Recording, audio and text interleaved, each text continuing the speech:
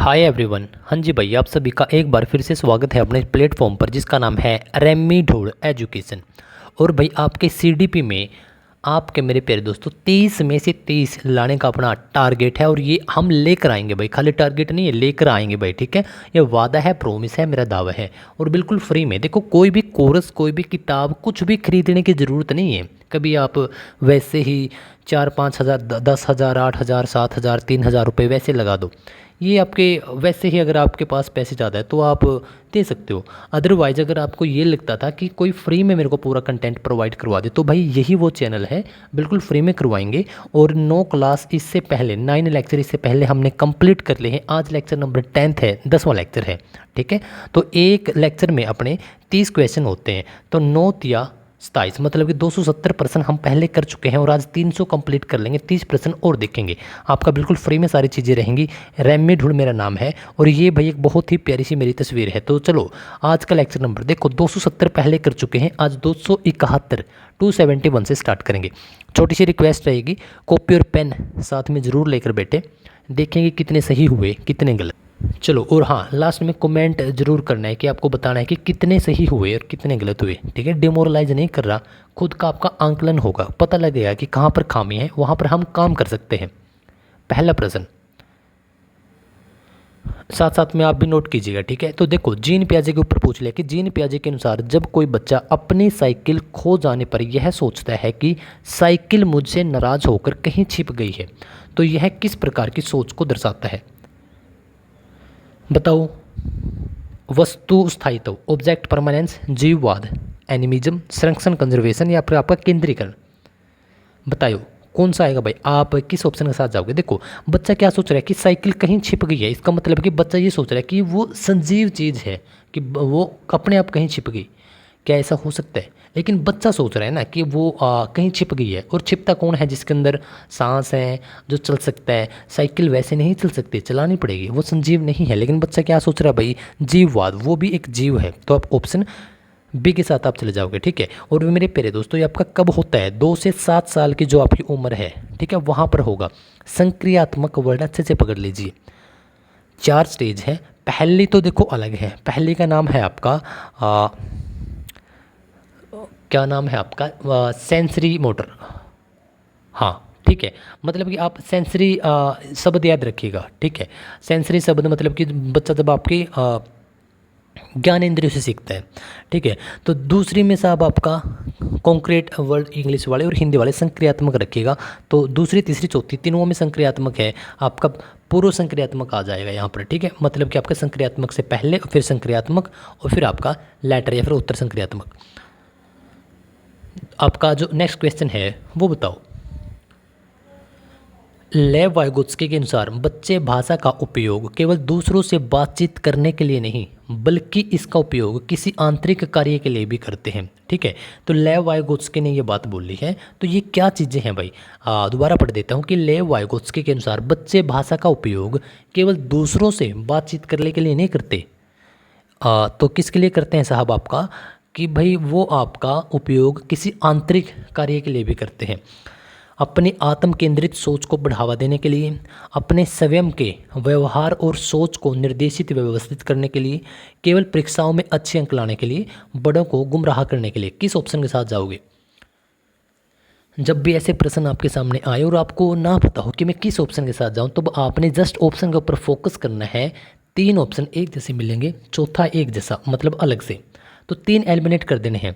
देखो, केवल परीक्षा में अच्छे अंक लाने के लिए, तो क्या भाषा का उपयोग बच्चे इसी वजह से करते हैं? भाषा कोई और उपयोग है ही नहीं, तो केवल वैसे भी एक नेगेटिव वर्ड है, हटा दो। क्या भाई बड़ों को गुमराह करने के लिए? गुमराह भी एक नेगेटिव वर्ड है, इसको भी हटा दो।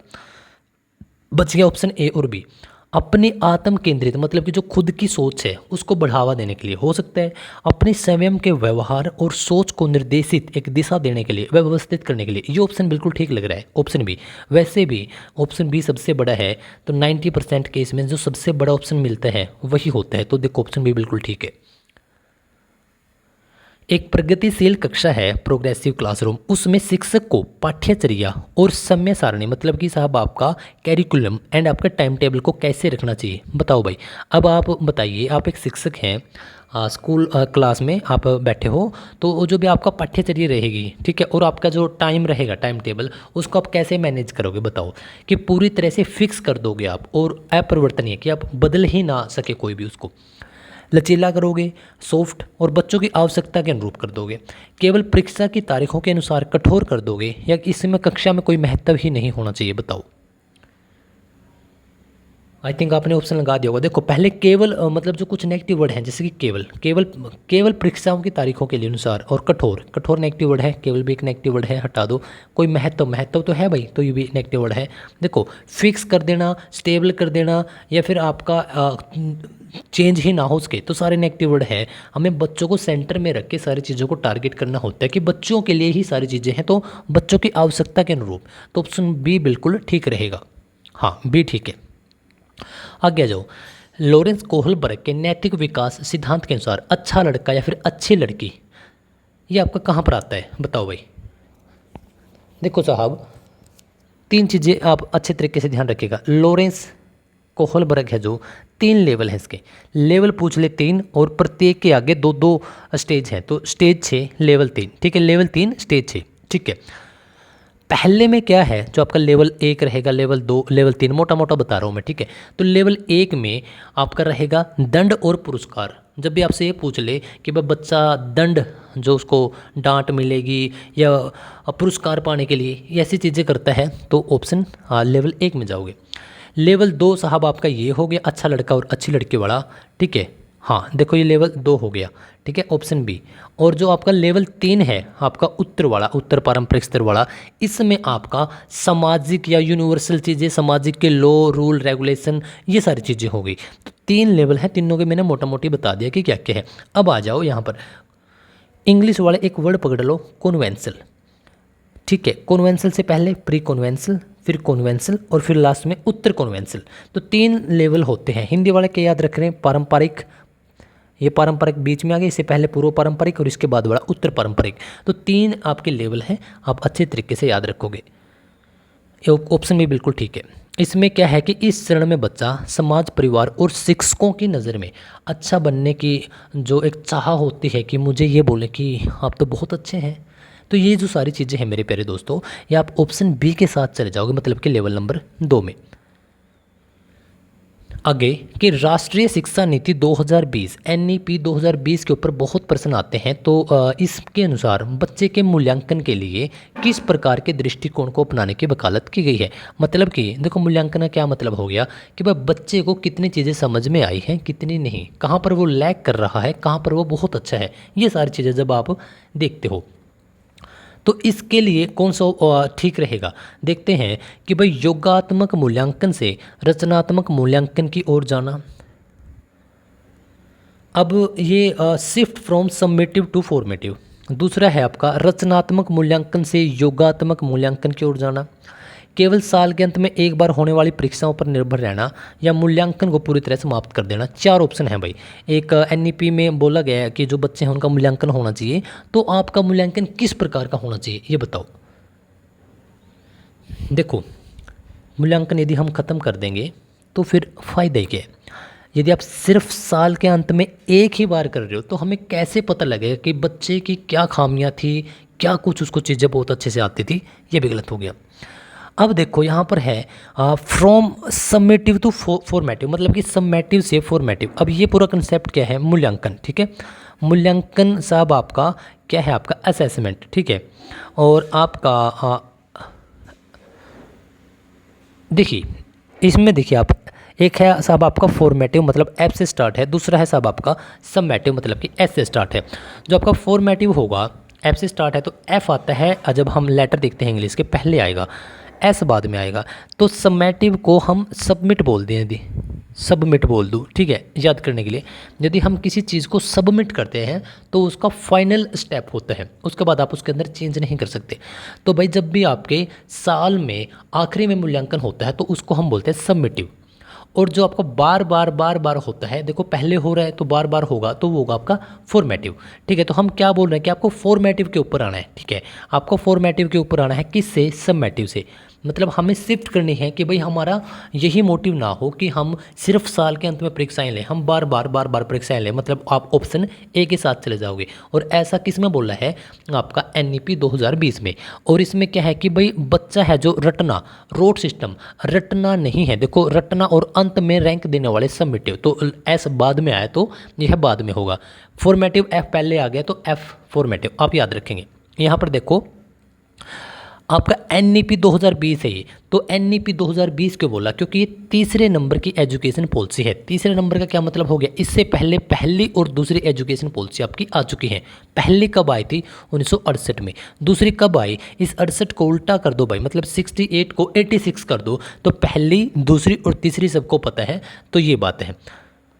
ओके आगे आ जाओ। देखो एक समावेशी कक्षा में दृष्टिबाध्यता मतलब कि किसी को देखने में कमी दिक्कत है, ठीक है भाई, तो कहाँ चला गया भाई, ये आ गया, ठीक है। तो आपका दृष्टिबाधित कुछ बच्चे हैं, कोई बच्चा है तो उसको विजुअल इम्पायर्ड तो छात्र है, उसके सफल समावेशन के लिए शिक्षक को किस प्रकार की सामग्री का उपयोग करना चाहिए। जाहिर सी बात है कोई बच्चा है देख नहीं पा रहा, तो आप उसको किस प्रकार से टेकल करोगे बताओ भाई, कि केवल रंग बिरंगे चित्रों वाली छोटी किताब दे दोगे, वो देख नहीं पा रहा है फिर भी आपने किताब दे दी। स्पर्शी है आपका और श्रव्य ऑडिबल, आप ये उसको मतलब आप कुछ स्पर्श करने की चीज़ें दे रहे हो, साथ में आप कुछ सुनने की भी चीज़ें दे रहे हो बच्चे को। केवल ब्लैक बोर्ड पर बड़े बड़े अक्षरों से लिख दिया, उसे कक्षा की गतिविधियों से अलग कर दिया, बताओ किस ऑप्शन के साथ जाओगे। यार एक बात है, अगर वो बंदा वैसे आपने लिख ही दिया होगा जिस ऑप्शन के साथ जा रहे हो, जब बंदा देख ही नहीं सकता तो भाई रंग बिरंगे हो कैसे भी हो किताबों कोई फ़ायदा नहीं है। बंदा देख नहीं सकता तो ब्लैक बोर्ड का क्या देखेगा ब्लैक बोर्ड पे। अगर आपने अलग कर दिया तो समावेशी सबके लिए समान, फिर आपकी ये कक्षा कहाँ से रहेगी। तो आपने कुछ सुनने के लिए सोर्स अवेलेबल करवा दी, ठीक है, और आपने कुछ स्पर्शीय जो वो हाथ से, जैसे कि कुछ किताबें ऐसी दे दी आपने जो कि वो हाथ से स्पर्श कर सकता है, ठीक है। तो ये आपका बिल्कुल ठीक रहेगा साहब, ऑप्शन बी के साथ आप चले जाओगे। ओके साहब आगे आ जाओ। इसमें देखो कि इनमें से अगला प्रश्न कि इनमें से कौन सा कौशल मतलब कि स्किल अपसारी चिंतन को सबसे कम बढ़ावा देता है। अपसारी का क्या मतलब होता है, जिसमें बच्चा खुलकर सोचता है, अलग अलग तरीके से सोचता है, क्रिएटिव रचनात्मक, ठीक है। बच्चे के ऊपर कोई पाबंदी नहीं है, वो अलग अलग तरीके से सोच सकता है, तो वो तो इसमें एक है। बाकी आपके 3 क्या रहेंगे जिसमें बच्चा बंधा हुआ है, देखते हैं। किसी समस्या के 5 अलग अलग उपाय सोचना, दी गई परिभाषा को, एक मिनट में दोबारा पढ़ता हूँ प्रश्न कि इनमें से कौन सा कौशल अपसारी चिंतन मतलब कि जिसमें बच्चा क्रिएटिव होता है को सबसे कम बढ़ावा देता है। मतलब कि मेरे प्यारे दोस्तों सबसे कम बढ़ावा देता है, मतलब कि 3 ऑप्शन ऐसे मिलेंगे जिसमें बच्चे की सोच को काफ़ी, जो बच्चे की सोच है वो आपकी खुलकर आएगी। लेकिन एक ऑप्शन ऐसा है जो कि आपका बहुत कम खुलकर आएगी। कम के ऊपर बात करें मतलब हमें उस एक ऑप्शन के साथ जाना है। तो देखो भाई, किसी समस्या के 5 अलग अलग उपाय सोचना, दी गई परिभाषा को शब्दश याद करके हूबहू लिखना, एक अधूरी कहानी को अपने तरीके से पूरा करना, विभिन्न दृष्टिकोणों से किसी मुद्दे का विश्लेषण करना। बताओ किसके साथ जाओगे, आंसर लिखो। देखो भाई मैंने अब समस्या दे दी कि भाई आपको CDP क्यों नहीं समझ में आती, तो आप कुछ अलग 5 कारण लिखोगे, कोई और अलग लिखेगा, तो आप इसके साथ तो नहीं जाओगे क्योंकि ये तो क्रिएटिव हो गया। एक अधूरी कहानी, मैंने अब एक आपको कहानी सुनाई, ठीक है, और वो मैंने आधी छोड़ दी, मैंने बोल दिया अब इसका एंड करो, तो साहब आप अपने अपने हिसाब से करोगे तो एंड है ना, तो मतलब उसमें आपने क्रिएटिविटी लगाई है, तो वो भी आपका, क्योंकि यहाँ तो आप सोच रहे हो विभिन्न दृष्टिकोणों से। अब एक कोई मैटर है, कुछ भी हो सकता है, जैसे कि इंडिया में एजुकेशन का सिस्टम क्या है, अब सब अपने अपने नज़रिए सोचेंगे, तो उसमें आप सोच रहे हो खुल के, लेकिन यहाँ पर दी गई परिभाषा आपने हूबहू याद कर ली भाई। इसमें तो सबके लिए मैंने एक PDF डाल दी, सबने ऐसे कैसे लिख के मेरे पास डाल दिया कि सर ये देखो कॉपी करके डाल दिया, तो इसमें मतलब कि आपने सोचा ही नहीं, तो वो एक ऑप्शन यही था। चलो भाई, अगर आपको CDP के अंदर 30 में से 30 नंबर लेके आने हैं तो वो आपको ऑप्शन एलिमिनेशन प्रोसेस का पता होना बहुत ज़रूरी है। अर्थात 3 ऑप्शन एक जैसे होंगे, एक अलग से होगा, जो एक अलग से होगा वही आपका उत्तर होता है। आगे आ जाओ। समावेशी कक्षा, के संदर्भ में विद्यालयों में बाधा मुक्त वातावरण, बैरियर फ्री इन्वायरमेंट का क्या अर्थ होता है? देखो, बैरियर का क्या मतलब हो गया? रुकावट। लेकिन बैरियर फ्री मतलब जहाँ पर कोई भी रुकावट नहीं हो, वो वैसा इन्वायरमेंट, उसके बारे में पूछा है। ऑप्शन पढ़ देता हूँ।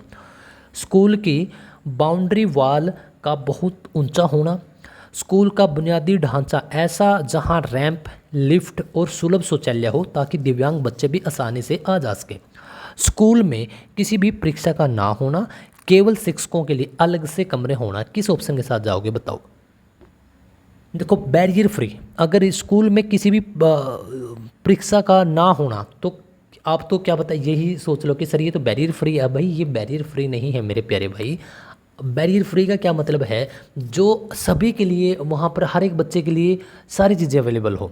ठीक है, जैसे कि यहाँ पर स्कूल का बुनियादी ढांचा, स्ट्रक्चर है भाई, रैंप लगवा दिया, जो बच्चे डिसेबल्ड हैं भाई वो चेयर लेके जा सकते हैं ऊपर नीचे, लिफ्ट से जा सकते हैं, सुलभ शौचालय, बाउंड्री और ये सारी चीज़ें गलत है। ऑप्शन भी बिल्कुल ठीक है।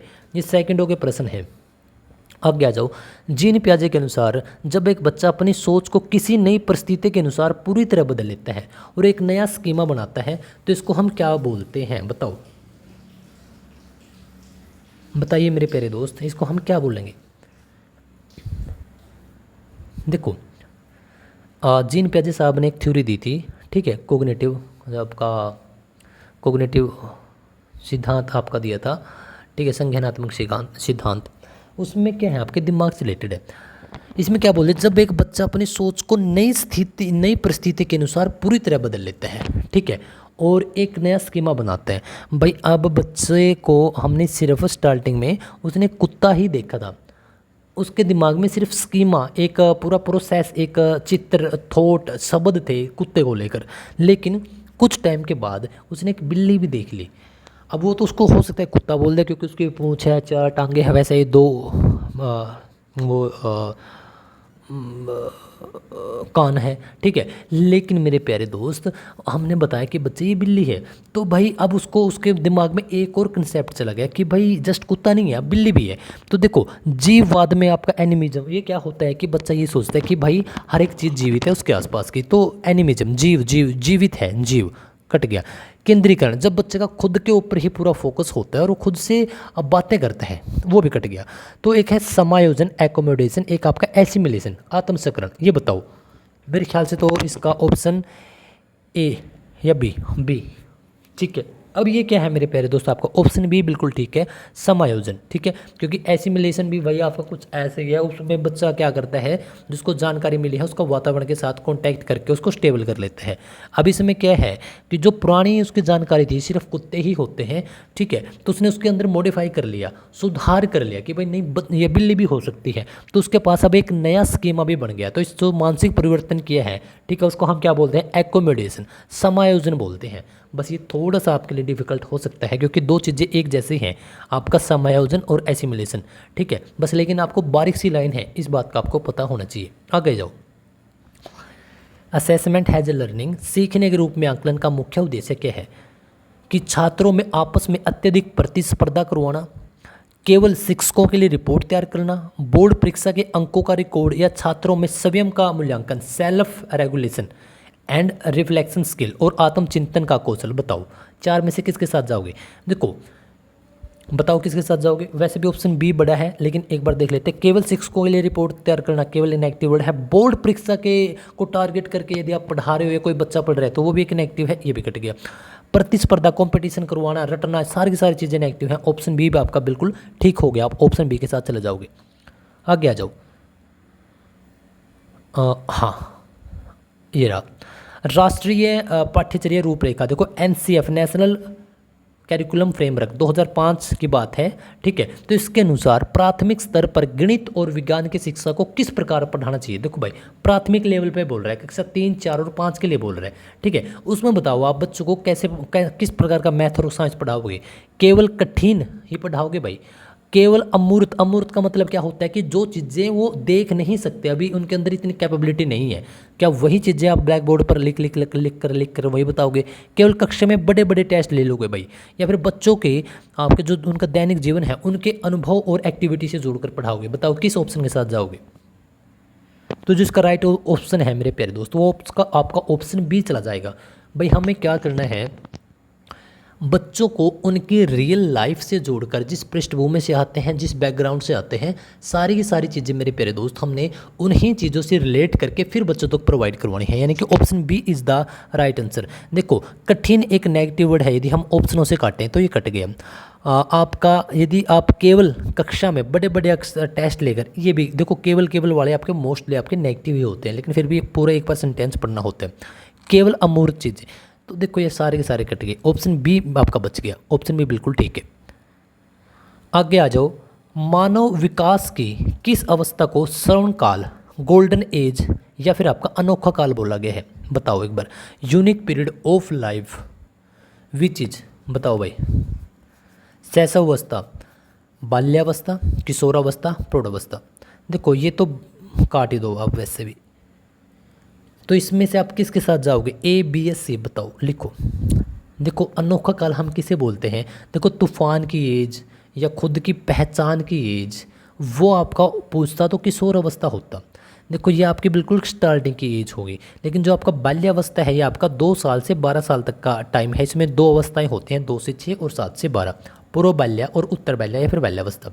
ठीक है, तो ये आपकी सबसे अनोखा काल होता है। क्योंकि यहीं पर आपके नए दोस्त बनते हैं, यहीं पर आप खिलौनों के साथ खेलना शुरू करते हो, यहीं पर आप दोस्तों के साथ खेलना शुरू करते हो, यहीं पर आप स्कूल जाना शुरू करते हो, यहीं पर आप जो आपके सामने की जो चीज़ें होती हैं उनको देखना, महसूस करना, लिखना, पढ़ना, कूदना, सारी की सारी आप चीज़ें यहीं पर शुरू करते हो। ठीक है, तो इस वजह से मेरे प्यारे दोस्तों आपका बाल्यावस्था वेरी वेरी मोस्ट इंपॉर्टेंट। देखो ऑप्शन भी बिल्कुल ठीक है।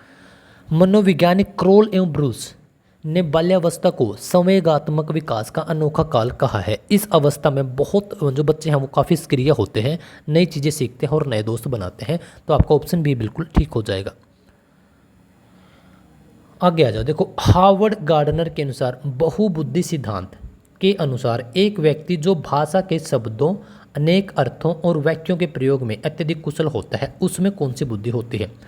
ये जो साहब हैं इसने बुद्धि के 8 प्रकार बताए थे। यदि कोई संगीतकार है तो उसमें एक अलग लेवल की बुद्धि होगी। कोई व्यक्ति दूसरों के हाव भाव समझ सकता है, साइकाइट्रिस्ट या फिर साइकोलॉजिस्ट, ठीक है, या एक शिक्षक या फिर एक मोटिवेशन स्पीकर या फिर एक नेता, उसमें एक अलग प्रकार की होगी। कोई क्रिकेट खेलता है या फिर आपका जिम्नास्टिक करता है, दौड़ता है, उसमें एक अलग प्रकार की बुद्धि होगी। तो इसने इस प्रकार से 8 बुद्धि बताई थी। तो उसमें पूछ लिया कि भाई जो व्यक्ति भाषा के शब्दों को अनेक अर्थों और वाक्यों में प्रयोग करने की अत्यधिक कुशल होता है, स्किल है भाई, उसकी भाषा के ऊपर कमांड है, तो जाहिर सी बात है आपकी भाषा से रिलेटेड रहेगा। स्थानिक स्पेटियल क्या रहेगा? आपके चित्रकार, मूर्तिकार, इन सब के अंदर होती है। शारीरिक मैंने बता दिया, जो आपकी फिजिकली से संबंधित है, कोई दौड़ लगा रहा है, इस प्रकार से। प्राकृतिकवादी, जो प्राकृतिक, जो नेचर के आसपास है, जैसे कि कोई खेती कर रहा है, खेती किसान, उसमें ये रहेगी। लेकिन अपना ऑप्शन बी चला जाएगा, भाषाई वाला। ठीक है, जैसे कि आपसे पूछ रहा है कि लेखक के अंदर, कवि के अंदर, देखो वकील के अंदर भी यही होती है। ठीक है, क्योंकि वकील जब डिबेट करता है, बहस करता है, वो प्रॉपर तरीके से उसी लैंग्वेज में करता है। उसके शब्द, उसके पास एक बहुत ही गहरा शब्दकोश होता है। पत्रकार के अंदर भी यही होती है। आगे आ जाओ, कक्षा में लड़कियों को यह कहना कि तुम गृह विज्ञान, होम साइंस लो क्योंकि लड़कियां खाना अच्छा बनाती हैं। ठीक है भाई, सब्जेक्ट का चुनाव था 10वीं क्लास में, तो लड़कियों को ये बोल दिया कि भाई आप होम साइंस ले लो। लड़कियों ने बोला क्यों? क्योंकि आप घर में अच्छा खाना बनाती हो। तो ये किस प्रकार की सोच है बताओ? समानता बता रहे हो आप, या फिर रूढ़िवादिता, मतलब स्टीरियोटाइपिंग चीज़ें जो लगातार चलती आ रही हैं कि लड़कियाँ ही घर का खाना बना सकती हैं, लड़के नहीं बना सकते। जेंडर संवेदनशीलता, आप संवेदनशील हो उनके प्रति कि काफ़ी सॉफ्ट होती हैं लड़कियां, तो ये भी तो एक प्रकार से आपकी स्टीरियोटाइपिंग चीज़ होगी ना। वैज्ञानिक सोच या कोई साइंटिफिक सोच है, थॉट है, बताओ। तो भाई आप किस ऑप्शन के साथ गए हो बताइएगा। लेकिन यहाँ पर आप उसी सोच को बढ़ावा दे रहे हैं कि भाई लड़कियाँ ही घर का खाना बना सकती हैं। ठीक है, लड़के नहीं बना सकते। क्यों नहीं बना सकते भाई लड़के, और लड़कियाँ क्यों नहीं घर से बाहर जा सकती? तो ये ऑप्शन बी बिल्कुल ठीक है। देखो ठीक है, तो साहब अब तक हमने 15 क्वेश्चन को सफलतापूर्वक कर लिया है, और भाई 15 और करते हैं। ठीक है, तो उससे पहले एक बार लाइक ज़रूर करिएगा भाई, क्योंकि आपका एक लाइक मुझे बहुत मोटिवेशन देता है मेरे प्यारे दोस्त। आजकल यूट्यूब ने एक नया रूल बना दिया कि आपके पास, यदि आपने सब्सक्राइब भी कर लिया है और फिर भी नोटिफिकेशन बहुत कम भेजते हैं। तो इसके लिए आपको सब्सक्राइब तो करना ही पड़ेगा, उसके साथ घंटी दबानी पड़ेगी, ऑल पर प्रेस करना पड़ेगा, वो कर देना भाई। शेयर अगर करना चाहते हो बहुत अच्छा होगा, ज़्यादा नहीं कर सको एक कर दो, उसी इंसान तक जिसको थोड़ा ये है कि कोई सीडीपी पढ़ाने वाला हो, अच्छा सा टीचर, बिल्कुल फ्री में पढ़ाता हो, कोई किताब ना खरीदनी पड़े। अगेन यही बोल देता हूँ भाई, मत खरीदो किताब, मत कोई कोर्स लो, बिल्कुल फ्री में करवाऊँगा आपका 30 में से 30 नंबर। रेमी ढूल एजुकेशन, इसी नाम से अपना यूट्यूब है, इसी नाम से अपना टेलीग्राम है, और ये मेरा कॉन्टैक्ट नंबर है। हाँ, रेमी ढूल एजुकेशन, ये जुड़ जाना, डिस्क्रिप्शन में लिंक है, या फिर सर्च कर लेना टेलीग्राम पर जाकर। और ये भाई प्यारी सी तस्वीर है, ठीक है, ये मैं ही हूँ। तो चलो भाई आगे आ जाओ। देखो ये कौन सा कारक है जो आपका जो बच्चे में बाह्य अभिप्रेरणा, मतलब कि जो बाहर से मोटिवेशन मिल रहा है बच्चे को, उसका उदाहरण कौन सा है। तो पढ़ते हैं कि भाई एक कहानी की किताब को केवल अपनी खुशी के लिए पढ़ रहा है, मतलब उसको खुद की खुशी है, मतलब उसको कोई और बोल नहीं रहा, कुछ भी नहीं है, लेकिन खुद की खुशी के लिए वो कर रहा है। गणित के कठिन सवालों को अपनी जिज्ञासा शांत करने के लिए, जिज्ञासा क्या मतलब हो गया, उसके अंदर से है कि भाई मैं तो इसको करूँगा, बाहर से नहीं कोई भी उसको बोल रहा है। पेंटिंग में उसको मज़ा आ रहा है इस वजह से। या फिर ऑप्शन बी कि भाई वो नगद पुरस्कार या छात्रवृत्ति या स्कॉलरशिप उसको पानी है, टॉप करना है, इस वजह से। बताओ। तो भाई आपका जो राइट आंसर है वो आपका ऑप्शन बी हो जाएगा। देखो बाहरी तो है ये कि मुझे पैसे जीतने हैं, स्कॉलरशिप पुरस्कार जीतना है, हो सकता है कि आप ये बात सोचो नहीं सर हमें तो अंदर से आ रहा है, लेकिन अंदर से हो सकता है कि आपको अंदर से भी आ रहा हो। एक बात बताओ कि भाई आप यहाँ पर क्या बोलते हैं, केवल अपनी खुशी के लिए, यहाँ पर कोई बाहरी नहीं है, तो इसका मतलब यहाँ पर तो ये तो जाहिर सी बात है खुशी हमें अंदर से ही आती है। जो कठिन सवाल है उसको आप आपकी जिज्ञासा शांत करने के लिए, आपके अंदर से था कि भाई बस अब मैथ के सवाल करने हैं यार, तो वो कहाँ से आया, वो भी आपका यहीं से आया। आपको मज़ा आ रहा है पेंटिंग करने में, लेकिन इन चार में से आप इसके साथ चले जाओगे, क्योंकि आपका पुरस्कृत, आपका क्या है, एक पुरस्कार लेना, ठीक है। ये आपका जो छोटा बच्चा होता है वो भी एक प्रकार से पुरस्कार लेता है कि ये कि मुझे अच्छा लड़का बोले, अच्छी लड़की बोले, ठीक है, गुड बॉय नाइस गर्ल, तो वो भी आपका बाहरी दिखावा होता है, जो कि लॉरेंस कोहलबर्ग ने जो मोरल डेवलपमेंट नैतिक विकास का सिद्धांत था उसमें बताया था। लेवल 2 में उसके 3 स्टेज हैं, तो उसका लेवल 6 स्टेज है, 3 लेवल है, तो लेवल आपका उसमें दूसरे में बताया था। तो सेम बात यहाँ पर भी है। तो देखो ऑप्शन बी बिल्कुल ठीक है। अल्बर्ट बंडूरा, ठीक है, आ जाओ कि अल्बर्ट बंडूरा के अनुसार बच्चे दूसरों के व्यवहार को देखकर जल्दी सीखते हैं। इसमें इस सामाजिक अधिगम सिद्धांत को अन्य किस नाम से जाना जाता है भाई? शास्त्रीय अनुभव सिद्धांत, आप प्रेक्षणात्मक सिद्धांत, ऑब्जर्वेशनल कि भाई बच्चे दूसरों को देखकर सीख रहे हैं, ऑब्जर्व कर रहे हैं, प्रयास एवं त्रुटि आपका बताओ, या फिर क्रिया प्रस्तुत अनुबंधन। देखो चार में से किसके साथ जाओगे बताओ। देखो अल्बर्ट बंडूरा साहब ने क्या बोला है कि भाई बच्चे दूसरों के व्यवहार को सीखते हैं। जैसे घर में कोई छोटा बच्चा है वो उसके मम्मी को देखता है जैसे फ़ोन पे बात करती है, तो वो भी फ़ोन उठा के कान के लगा लेगा। तो उसने क्या किया, ऑब्जर्व किया। तो इस वजह से आप ऑप्शन बी के साथ चले जाओगे, ठीक है। और इसको हम बोलते क्या हैं, सामाजिक अधिगम सिद्धांत। देखो सामाजिक मतलब समाज से, अधिगम लर्न करना, लर्निंग, सिद्धांत थ्योरी। तो बच्चा समाज से सीखता है, कैसे, देख कर सीखता है। जैसे आज भी हम बहुत बार करते हैं ऐसा, जैसे कि हमने किसी की कोई जैकेट देख ली, ठीक है, हमने कहाँ पर देखी भाई, समाज के अंदर देखी, अगर उसके ऊपर अच्छी लग रही है तो हम ले लेते हैं। हाँ, हम भी डिमांड करते हैं कि हमें भी ऐसी ही लेनी है। अगर वो अच्छी नहीं लग रही तो हम बोलेंगे भाई ऐसी तो नहीं लेनी। हमने क्या कर लिया, सीख लिया, दूसरों के व्यवहार को ऑब्जर्व कर लिया, ठीक है। आगे आ जाओ, ऑप्शन भी बिल्कुल ठीक था इसका। आगे आ जाओ। देखो समाजीकरण, समाजीकरण का क्या मतलब है, जब बच्चा समाज का हिस्सा बनता है तो उसी कड़ी में सक्रिय और निष्क्रिय मतलब एक्टिव और पैसिव एजेंसियों में क्या अंतर है बताओ। पढ़ देता हूँ चार ऑप्शन के, दोनों में से कोई अंतर नहीं है, ये तो वैसे उड़ा दिया करो इस प्रकार के दो। कि आपका निष्क्रिय एजेंसी मतलब कि जो पैसिव है बच्चों के लिए पूरी तरह बेकार होती है। कैसा हो सकता है, सक्रिय एजेंसियों का बच्चों पर कोई प्रभाव नहीं पड़ता। या फिर आपका सक्रिय एजेंसी जैसे कि परिवार हो गया, मीडिया हो गया, इसमें आमने सामने अतः क्रिया इंटरेक्शन होती है। जबकि निष्क्रिय एजेंसी जैसे कि आपका सार्वजनिक पुस्तकालय जैसे लाइब्रेरी हो गई, इसमें इसमें संवाद नहीं होता, आपका डायरेक्ट वर्सेस इनडायरेक्ट इंटरेक्शन होता है। बताओ आई थिंक आपने आंसर लगा दिया होगा। तो भाई आप देखो ऑप्शन बी सबसे बड़ा, आप इसके साथ जाते वैसे भी। और वैसे भी देखो आपका जो सक्रिय है मतलब कि एक्टिव एजेंसी, जैसे मम्मी पापा परिवार मीडिया सामाजिक है, सारे आपके उसके उदाहरण हैं जहाँ पर आप इंटरेक्शन करते हो, मतलब कि बात करते हो। इंटरेक्शन उसी को बोलते हैं, ठीक है। लेकिन जहाँ पर आप बात नहीं करते उसको हम क्या बोलते हैं, आपका इंटरेक्शन नहीं है वहाँ पर, वो क्या है आपका लाइब्रेरी। तो आप ऑप्शन बी के साथ चले जाओगे। आगे आ जाओ। आगे क्या है साहब, आगे है भाई आपका डिसग्राफिया, ठीक है। तो डिसग्राफिया है भाई किसी बच्चे को, ठीक है।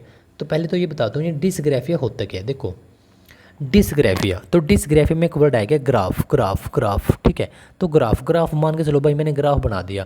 अब जो मैंने ये चीज़ें बनाई हैं यहाँ पर, ठीक है, उसके बारे में मैं यहाँ पर डिस्क्राइब करूँगा। तो डिसग्राफिया वाला बच्चा यहाँ पर वो चीज़ें लिख नहीं पाता, समझ नहीं पाता, ठीक है। तो वो होता है। तो अब इसमें से हम देखते हैं कि जो डिसग्राफिया है उससे संबंधित कोई बच्चा है तो एक शिक्षक को क्या करना चाहिए। आप एक शिक्षक हो तो आप क्या करोगे कि उसे रोज़ कड़े शब्दों का इमला, मतलब आप बोलोगे कि भाई कोई पैराग्राफ वगैरह बहुत टेढ़े मेढ़े अक्षर, बहुत ज़्यादा कठोर अक्षर हैं वो लिख कर लेकर हैं।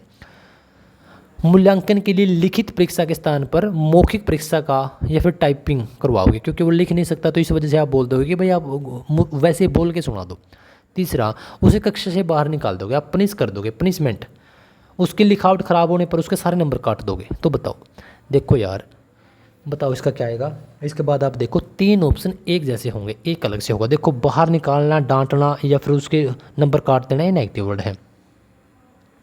कड़े शब्द देना ये भी एक नेगेटिव वर्ड है। तो क्या हो गया, अगर कोई ऐसा है जिसने पैराग्राफ बनाया, देखो डिसग्राफिया, ग्राफ ग्राफ ग्राफ, उसने ग्राफ बनाया या फिर उसके बारे में कुछ लिखना था, हमने ट्रिक बनाई कि ग्राफ ग्राफ बना दिया उसने, डिसग्राफिया में ग्राफ, लेकिन वो उसने लिखना था वो लिख नहीं पाया भाई, ठीक है। तो इस वजह से आप क्या उसके नंबर काट लोगे, बाहर निकाल दोगे? नहीं साहब, आप क्या करोगे, ये बोलते हो कि बच्चे आप लिखने के स्थान पर मुझे बोल कर सुना दीजिए। टाइपिंग तो कर सकते हो आप ना कंप्यूटर पर, अगर आप लिख नहीं सकते तो आप उसमें बता दो। तो ऑप्शन बी ठीक है भाई। आगे आ जाओ। प्रगतिशील शिक्षा, देखो प्रगति कौन करेगा, जिसके अंदर जान होगी। जान से हमने बनाया था जोन, तो जॉन डीवी ने कंसेप्ट दिया था और ये आपका बहुत बार पूछा गया है। चल आइए प्रश्न पर। प्रगतिशील जो शिक्षा है उसके सिद्धांत के अनुसार कक्षा का वातावरण कैसा होना चाहिए भाई। देखो पूरी तरह से शिक्षक के कड़े नियंत्रण में होना चाहिए, अनुशासन वाला। बोल दिया तो आप बाथरूम के लिए नहीं जाओगे, बैठ जाओ बस। दूसरा, भय मुक्त होना चाहिए, आपका लोकतांत्रिक और सहयोगात्मक, जहाँ पर बच्चे एक दूसरे के साथ सहयोग करें और उनको डर ना लगे। तीसरा, पूरी तरह शांत, जहाँ बच्चों को बोलने की अनुमति ना हो कि शिक्षक ही बोलेगा भाई चुप हो जाओ, साइलेंस चाहिए। जहाँ केवल परीक्षाओं के अंकों पर चर्चा हो, बाकी हमें कुछ लेना देना नहीं है। बताओ किसके साथ जाओगे आप। देखो जहाँ पर सेंटर में बच्चे नहीं हैं, मतलब कि आपका जहाँ पर कुछ और चीज़ें हैं, जैसे कि पूरी तरह शांत हो जाओ, बच्चों को बोलने की अनुमति नहीं, अगर बच्चे नहीं बोलेंगे तो कौन बोलेगा। केवल एक नेगेटिव वर्ड है, हटा दो। जहाँ पूरी तरह से शिक्षक के कड़े नियंत्रण, कड़ा एक नेगेटिव वर्ड है, तो आपका ऐसी क्लास या ऐसा स्कूल या ऐसी कक्षा होनी चाहिए भयमुक्त, कोई डर नहीं है बच्चों को, ठीक है। लोकतांत्रिक और आपका डेमोक्रेटिक और आपका सहयोगात्मक, सपोर्टिव है। तो आपका ऐसी ही आपकी क्लास होनी चाहिए। आप ऑप्शन बी के साथ चले जाओगे। आगे आ जाओ। विकास, ठीक है, आपका डेवलपमेंट, उसके रिगार्डिंग इसमें से कौन सा कथन विकास के प्रगतिशील और संचय, प्रोग्रेसिव एंड आपका क्यूमुलेटिव स्वभाव को सही दर्शाता है। आइए पढ़ते हैं एक बार। पहला, विकास एक ही दिन में अचानक से रुक जाता है। विकास लगातार होने वाले परिवर्तनों की एक श्रृंखला है जहां नया ज्ञान पिछले अनुभवों की नींव पर जुड़ता है। कॉन्टिन्यूसली होता है भाई आपका एक्यूमुलेशन ऑफ ग्रोथ। या फिर आपका विकास का पिछले जीवन से कोई संबंध नहीं है, विकास केवल बुढ़ापे में होता है। कैसे नॉनसेंस बातें हैं, क्या केवल बुढ़ापे में होगा? कट गया। क्या आपको नहीं लगता कि आप जो कल थे और जो आज हो, आज आप कल के बिहाफ पे हो, आप जो आगे बढ़ोगे आप उसी बिहाफ पे बढ़ोगे जो आप आज कर रहे हो? क्या आपको नहीं लगता? बिल्कुल ऐसे ही भाई। तो ये भी कट गया। क्या एक ही दिन में विकास होगा? भाई विकास तो आपका लगातार होता है। जैसे कि अभी आपका सीडीपी का जो आपके सी टेट है या फिर एच टेट या किसी भी आपका स्टेट का टेट होगा जिसके लिए आप पढ़ने आए हो, अगर आप अभी से तैयारी करोगे तभी आपका विकास होगा, तभी आपका पेपर पास होगा। अगर आपका पेपर पास नहीं हुआ इसका मतलब भाई कहीं ना कहीं तो दिक्कत है, कहीं ना कहीं तो आपकी ग्रोथ रुक गई है, ठीक है। तो भाई इसका क्या मतलब है कि साहब आपका option B is the right answer. देखो जीन पियाजे के अनुसार जब बच्चा यह सोचने लग जाता है कि अगर मैं गिलास के पानी को चौड़े बर्तन में डाल दूं तो पानी की मात्रा उतनी ही रहेगी, तो उसने किस क्षमता को प्राप्त कर लिया बताओ भाई। मान के चलो कि ये एक पूरा गिलास है, 2 लीटर पानी इसके अंदर आ गया और ये एक बाउल है, कटोरा है। अब आपने पानी इसके अंदर डाल दिया, बच्चों को ये पता है कि भाई पानी इसमें भी इतना ही है, इसमें भी इतना ही है, सिर्फ इनके शेप का फ़र्क है। तो इसको हम क्या बोलेंगे? जीववाद, कंजर्वेशन, वस्तु स्थायित्व, आत्म केंद्रित सोच। किसके साथ आप जाओगे बताओ? इसका राइट आंसर क्या है मेरे प्यारे दोस्त? आपका ऑप्शन बी, जीव संरक्षण। ठीक है, बच्चे को अब ये पता लग चुका है और ये आपका कब होगा मेरे प्यारे दोस्त? आपका 7 से 11 साल की उम्र में होगा भाई। ठीक है, इससे पहले आपका नहीं होता। मूर्त मतलब कि जो चीज़ें आपको सामने दिखाई दे रही है ये उसी में होता है। ठीक है, आगे आ जाओ। लेवाइगोत्स्की के अनुसार बच्चों के संज्ञानात्मक विकास में निजी वो क्या जब वो खुद से बातें करते हैं तो किस प्रकार का संकेत है? बच्चों के आत्म केंद्रित और अपरिपक्वता का भाई। दूसरा, बच्चों के द्वारा अपने विचारों को व्यवहार और स्वनियमित सेल्फ रेगुलेट करने का है कि वह खुद को भी गाइड कर रहे हैं। वो बच्चों में भाषा दोष है कि उनके कोई दोष है, इसी वजह से वो बच्चों के मानसिक रूप से कमज़ोर होने का। अगर वो खुद से बात करें तो क्या इसका मतलब कमज़ोर है? बिल्कुल भी नहीं। कि भाषा दोष में ऐसा होगा? बिल्कुल भी नहीं होगा भाई। ऑप्शन बी सबसे बड़ा है। वैसे भी ऑप्शन बी इसका बिल्कुल ठीक है कि बच्चे सेल्फ रेगुलेट, इसमें वर्ड आपको ध्यान रखना पड़ेगा, प्राइवेट स्पीच से रिलेटेड। आगे आ जाओ। देखो कंटिन्यूसली इसके ऊपर एक प्रश्न आपका आता है भाई। ठीक है, आपका कंटिन्यूसली एंड आपका कॉम्प्रिहेंसिव एवोल्यूशन। इसका जो असली उद्देश्य है वो क्या है? कि बच्चे के मन में शिक्षा का डर पैदा कर देना है। डर तो एक नेगेटिव वर्ड है। आपका शिक्षकों पर प्रशासनिक काम बढ़ाना। अगर प्रशासनिक काम बढ़ा दिया तो वो पढ़ाएंगे कब? बुद्धिमान और कमज़ोर बच्चों को अलग अलग लिस्ट तैयार करना। इसका मतलब आप सेपरेट कर रहे हो तो ये तीनों कट गए, जाहिर सी बात है यही होगा। इसमें क्या है कि शिक्षण प्रक्रिया के दौरान बच्चों के सीखने की जो कमियां हैं उसको पहचान कर उसको सुधार कर लेना। ठीक है, to monitor and improve learning. भाई हम मॉनिटर कर रहे हैं, उन सारी चीज़ों को फाइंड आउट कर रहे हैं और उनको ठीक कर रहे हैं जो बच्चों में खामियां थी। तो इसका ऑप्शन बी बिल्कुल ठीक हो जाएगा। आगे आ जाओ। देखो बुद्धि का बहुकारक सिद्धांत। ठीक है, देखो एक था टू फैक्टर में मैंने क्या बोला था? बट टू फैक्टर उसी का होगा जिसके जिसके जो नाम है उसमें 2 शब्द आएंगे। तो 2 सभी में है, इसमें 3 है, तो टू फैक्टर वाला ये तो आएगा नहीं। ठीक है, मैं टू फैक्टर की बात कर रहा हूँ अभी। तो टू फैक्टर में था साहब आपका, मैंने क्या बोला था कि भाई एक तो जिसका नाम है वो 2 अक्षरों का होगा और जो उसका दूसरा नाम है वो भी 2 अक्षरों का होगा। तो देखो चार्ल्स स्पीरमैन, ये 2 अक्षरों का नाम है। जो स्पीरमैन है ये भी आपका 2 अक्षरों का नाम है, क्योंकि मैन इसमें अलग से है, स्पीर अलग और मैन अलग। तो ये क्या था आपका टू फैक्टर वाला। लेकिन यहाँ पर बात कर ली बुद्धि के बहुकारक सिद्धांत की। ठीक है, जो बुद्धि का बहुकारक सिद्धांत है, multi factor theory of intelligence, इसका प्रतिपादन इसमें से किसने किया था? तो भाई बहु सिद्धांत के बारे में जब भी आपसे बात करें तो मैंने एक थ्योरी दी थी, एक आपको बात बताई थी। देखो टू फैक्टर बुद्धि का 2 कारक ये आ जाएगा, ट्रिक बना ले। 8 प्रकार की बुद्धि किसने बताई थी? हार्वर्ड गार्डनर ने। बहुबुद्धि मतलब बहुत सारी बुद्धियाँ हैं। ठीक है, ये कौन सा होगा साहब आपका? देखो अगर बहुबुद्धि आपकी बहुत सारी हैं तो जाहिर सी बात है कि भाई इस दुनिया में तो बहुत सारी बुद्धि हैं और इसमें क्या आ गया आपका वर्ल्ड मतलब कि दुनिया। एड वर्ल्ड में आपका वर्ल्ड में मतलब कि आपका वर्ल्ड से हमने याद किया वर्ल्ड, और वर्ल्ड में क्या आ गया आपका दुनिया। तो दुनिया में बहुत सारी बुद्धि है, तो आपका ऑप्शन भी बिल्कुल ठीक हो जाएगा। क्या साहब आपका? एडवर्ड एल थॉर्नडाइक भी आपको कई बार देखने को मिलता है। ठीक है, आगे जाओ, ऑप्शन भी बिल्कुल ठीक है। आगे जाओ। व्यक्तिगत भिन्नताएं। एक क्लास है, कोई आपके अलग अलग जगह से बच्चे आए हैं, तो उस कक्षा में एक शिक्षक को विभेदीकृत निर्देशन, आपका जो निर्देश है वो, ठीक है, आपने वो देना है। तो इसके तहत आपको क्या करना चाहिए? तो बताओ भाई, पढ़ लेते हैं एक बार। ऑप्शन से ही काटेंगे इसको कि भाई कमज़ोर बच्चों को शिक्षा से अलग कर देना चाहिए, पृथकीकरण कर रहे हो, सेपरेशन कर रहे हो, अलग कर रहे हो, गलत बात है। केवल बहुत तेज जो बच्चे हैं उसके अनुसार ही पूरी क्लास होनी चाहिए, नहीं भाई, सभी को एक समान पढ़ाना है। सभी बच्चों के लिए एक समान और अपरिवर्तनीय जो शिक्षण विधि है। देखो एक समान तो ठीक था, अपरिवर्तनीय क्या मतलब हो गया कि आप सभी एक ही ऐसी विधि शिक्षण विधि का प्रयोग कर रहे हो जो आप सभी बच्चों के ऊपर एप्लीकेबल कर रहे हो सकता है कि यार भाई कुछ बच्चों को चीज़ें समझ में आ जाए, कुछ को ना आए, जिसको नहीं आए उसका तो लॉस हो गया फिर। तो इसका मतलब है ही एक समान तो ठीक है, लेकिन आप अलग अलग विधि का प्रयोग कर सकते हो। तो बच्चों की अलग अलग आवश्यकता के अनुसार शिक्षण विधि और सामग्री में बदलाव आप कर सकते हो। तो ऑप्शन भी बिल्कुल ठीक है।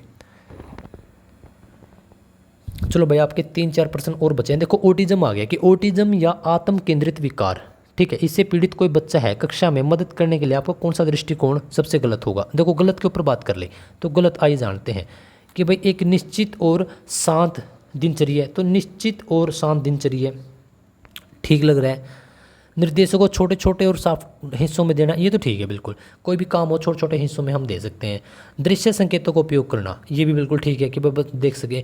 कक्षा का टाइम टेबल और बैठने की व्यवस्था रोज़ अचानक और बिना बताए बदल देना, अगर आप उसको बिना बताए बदल रहे हो तो वो तो वहीं पर आगे बैठेगा जो आपने पहले बताया था, तो इसका मतलब है आप उसके साथ गलत कर रहे हो और सबसे गलत ही पूछा था, तो ऑप्शन बी बिल्कुल आपका ये ठीक हो जाएगा इस प्रश्न के लिए। ऑटिज्म से जो पीड़ित बच्चे होते हैं वो आपका उनके साथ किसी भी प्रकार से आपको कोई बदलाव फेरबदल ऐसी चीज़ें नहीं करनी चाहिए। एनईपी के ऊपर प्रश्न पूछ लिया भाई, जो आपका स्कूली शिक्षा के सेकेंडरी स्टेज, बताओ आप लेवल 2 का पेपर कब देते हो, बताओ आपका क्या पूछ लिया। अच्छा सेकेंडरी स्टेज पूछ लिया, बताओ भाई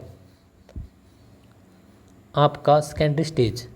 देखो इसमें आंसर दिख भी गया 9 से 12, तो इसके लिए तो आपको लिखने की ज़रूरत भी नहीं पड़ी है भाई। आपका सेकेंडरी स्टेज आपके कब आएगा, 9 से 12 चलेगा, आपको याद रख लेना है। देखो आपकी प्राथमिक पूछ ले तो देखिए आ गया आपका सेकेंड, अच्छा माध्यमिक चरण है जिसमें कक्षा 9, 10, 11, 12 शामिल है। यहाँ छात्रों को विशेष, अच्छा ओके ठीक है, आई थिंक आपको भी समझ में आ गया होगा। आगे आ जाओ। कोहलबर्ग के अनुसार जो उसका नैतिक विकास का सिद्धांत है, इसमें व्यक्ति यह सोचता है कि नियम समाज की भलाई के लिए बने हैं और यदि इनमें किसी का अहित होता है तो आपसी सहमति से उन्हें बदला जा सकता है। जैसे कि समाज का एक नियम है, रेड लाइट पर आप जब भी रेड लाइट होगी क्रॉस नहीं कर सकते, लेकिन उनको बदला जा सकता है। भाई आपने बदल दिया, क्यों बदल दिया, क्योंकि एम्बुलेंस आ रही थी, ठीक है, तो मतलब आपने बदल दिया। तो जो ये सोच है कोहलबर्ग के अनुसार ये आपका कहाँ पर आती है कि भाई आपका आज्ञाकारिता और दंड, आपको कोई दंड या फिर आप किसी को ओबे कर रहे हैं, पालन कर रहे हैं किसी चीज़ का। सामाजिक अनुबंध विन्यास, सोशल कॉन्ट्रैक्ट ओरिएंटेशन है। कानून और व्यवस्था अभिनाश है, या फिर आपका जैसे को तैसा टिट फॉर टैट। ऑप्शन भी बिल्कुल ठीक है। देखो समाज के बारे में बात हो रही है, आपने एक प्रकार से कॉन्ट्रैक्ट अनुबंध कर लिया कि साहब हम इसको तोड़ सकते हैं भाई, ठीक है, ऑप्शन भी बिल्कुल ठीक है। आगे आ जाओ। प्रगतिशील शिक्षा, इसके तहत परियोजना विधि जो प्रोजेक्ट मेथड है उसका मुख्य लाभ क्या है, किससे बच्चे शांत रहते हैं और शिक्षक को आराम मिलता है। क्या आराम करने के लिए शिक्षक स्कूल में जाता है, या बच्चों को वास्तविक जीवन की समस्याओं पर काम करने को बोलता है और व्यवहारिक ज्ञान प्राप्त करता है भाई, मतलब जो उनकी रियल प्रॉब्लम होती है। या केवल अमीर स्कूल में ही लागू होता है, केवल रटने की क्षमता है। बताओ किस ऑप्शन के साथ आप जाओगे भाई। केवल अमीर बच्चों के लिए आप मतलब अलग से आपने सिस्टम बना दिया, केवल रटने की जो आपका रोड सिस्टम है ये भी गलत है। बच्चे शांत रहेंगे, शिक्षक आराम करेगा, गलत बात, ऑप्शन भी बिल्कुल ठीक है। आ जाओ भाई, आज का फाइनल क्वेश्चन है मेरे प्यारे दोस्त कि आपका जो बाल विकास है इसका जो सिद्धांत है, बाल विकास सिद्धांत के अनुसार विकास की प्रक्रिया जो डेवलपमेंट प्रोसेस है, इसके संदर्भ में निम्नलिखित में से कौन सा कथन पूरी तरह से सत्य है। बताओ भाई। विकास है जो आपका, जो कि आपका माँ के पेट से और जब आप डेथ होती है तब तक चलता है, तो इसमें आपको कौन सा कथन सही है कि विकास एक रैखिक और पूरी तरह से निश्चित गति से चलने वाली प्रक्रिया। मतलब जैसे मैंने एक लाइन खींच दी, क्या विकास हमेशा ऐसे ही होगा, नहीं, विकास आपका ऐसे होता है, ठीक है, ठीक है। मल्टी डायमेंशनल विकास आपका बहुआयामी होता है, यह जीवन भर चलता है, लाइफ लॉन्ग। आगे देख लेते हैं, अभी तो ऑप्शन बी ठीक है। आगे क्या है, विकास केवल शारीरिक परिवर्तन, वो तो ग्रोथ हो गया, ये तो गलत हो गया। विकास समाज संस्कृति से कोई संबंध नहीं है, नहीं भाई समाज का हिस्सा है, पीसीएससी। तो साहब आपका किसके साथ जाओगे भाई, मैं जा रहा हूँ ऑप्शन बी के साथ, तो आपका option B is the right answer, बिल्कुल ठीक है। देखो ठीक है, देखो इसमें क्या बोल दिया, वॉम्ब टू टॉम्ब, माँ के गर्भ से और आपकी मृत्यु तक चलते हैं। तो साहब आज का जो अपना लेक्चर है भाई वो हो जाता है कंप्लीट, और 30 में से आपके कितने नंबर आए हैं, ठीक है, वो आप बताइएगा। और एक प्रॉमिस कर रखा है, वादा कर रखा है कि 30 आउट ऑफ 30 बिल्कुल फ्री में, आपका एक भी रुपया नहीं लगने दूँ।